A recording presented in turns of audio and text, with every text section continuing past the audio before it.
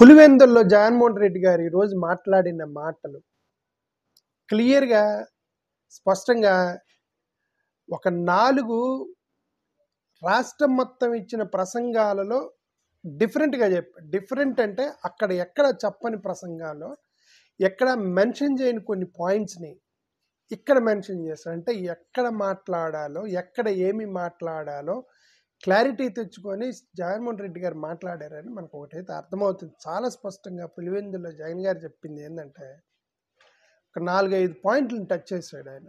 ఈ పాయింట్స్ ఆయన రాష్ట్రం మొత్తం మీద ఏ ప్రసంగంలో కూడా మాట్లాడాలి, ఇక్కడే మాట్లాడాడు. వాటిలో నెంబర్ 1 రాయలసీమ యాస, భాష, వాళ్ళ సంస్కృతిని, ఆ ప్రతిపక్షాలు వేసేటువంటి సెటైర్లని ఆయన చాలా తీవ్రంగా తప్పుపడుతూ జగన్మోహన్ రెడ్డి గారు ఆ ప్రసంగంలో ప్రస్తావించారు. అంటే మన లోకల్ భాష, మన రాయలసీమ వాళ్ళని, మన కల్చర్ ఇది అనే దాన్ని ఓన్ చేసుకొని సొంత గడ్డలో అక్కడ మాట్లాడటం అనేది జగన్మోహన్ రెడ్డి గారు అది చాలా స్పష్టంగా కనిపించింది. రెండోది వివేకానంద రెడ్డి గారి హత్య గురించి చాలా క్లియర్గా ఎక్కడ మెన్షన్ చేయని విధంగా ఇక్కడ మెన్షన్ చేశారు వివేకానంద రెడ్డి గారి హత్య గురించి. మూడోది షర్మిల గారిని అంటే సునీతారెడ్డి గారిని వాళ్ళు తెలుగుదేశంతో ఎలా కుమ్మక్కయ్యారనే దాని గురించి చాలా స్పష్టంగా ప్రస్తావించడం జరిగింది.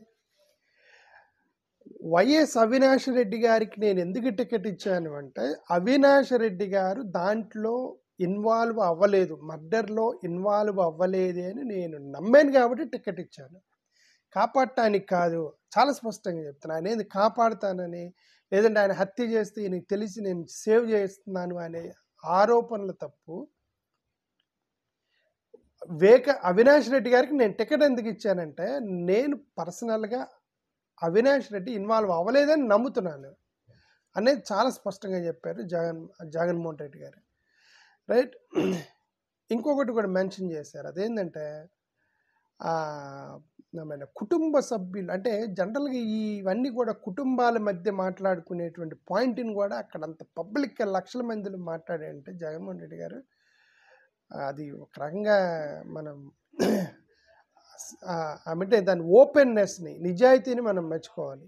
అదేంటంటే చాలామంది కుటుంబ సభ్యులు మీరు ముఖ్యమంత్రి అయిన తర్వాత మమ్మల్ని పట్టించుకోలేదు, మమ్మల్ని వదిలేశారు, మీరు జగన్ గారు ముఖ్యమంత్రి అయిన తర్వాత మారిపోయాడని మా కుటుంబ సభ్యులు నన్ను విమర్శిస్తున్నారు.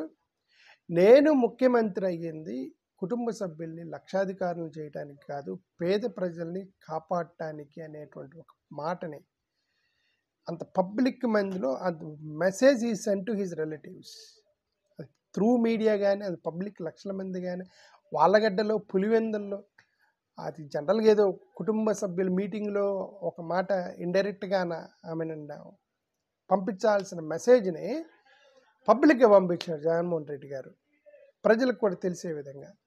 ఎందుకంటే నేను ఇక్కడ ఫ్యామిలీని లక్షాధికారులు చేయటానికి కాదు, నేను పేద ప్రజలను ఆదుకోవడానికి ముఖ్యమంత్రిని అయ్యాను, దేవుడు ఇచ్చాడు నాకు అన్నట్టు మాట్లాడటం అనేది చాలా స్పష్ట ఆనెస్ట్ స్టేట్మెంట్ జగన్మోహన్ రెడ్డి గారు చేసింది.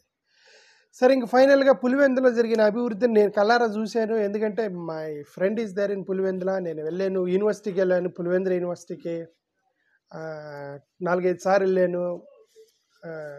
నా క్లాస్మేట్ ఉన్నాడు, plus my brother university professor ఉన్నాడు ఇంగ్లీష్ డిపార్ట్మెంట్లో.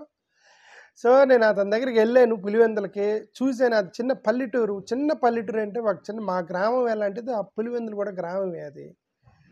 అది టౌన్ కాదు, మా నార్మల్ టౌన్ కాదు, సిటీ కాదు, చిన్న పల్లెటూరు పులివెందుల. కానీ మా గ్రామానికి ఆ గ్రామానికి తేడా ఏం కనిపించిందంటే పట్టణాల్లో ఉండాల్సిన ప్రతి ఒక్కటి ఒక గ్రామంలో ఉంది, అది పులివెందులు అయిపోయింది. అది ఒక గ్రామానికి అక్కడే ఒక పోలీస్ స్టేషన్ పెట్టి, ఒక పెద్ద బస్ స్టాప్ కట్టి, నేషనల్ హైవే మీద వేసినట్టు రోడ్లు వేసి, రైట్, అక్కడ ఒక యూనివర్సిటీ పెట్టి, కాలేజీలు పెట్టి, పెద్ద పెద్ద హై స్కూళ్ళు కట్టి, ఇంటర్నేషనల్ స్కూళ్ళు కట్టి ఇవన్నీ కట్టారు అక్కడ.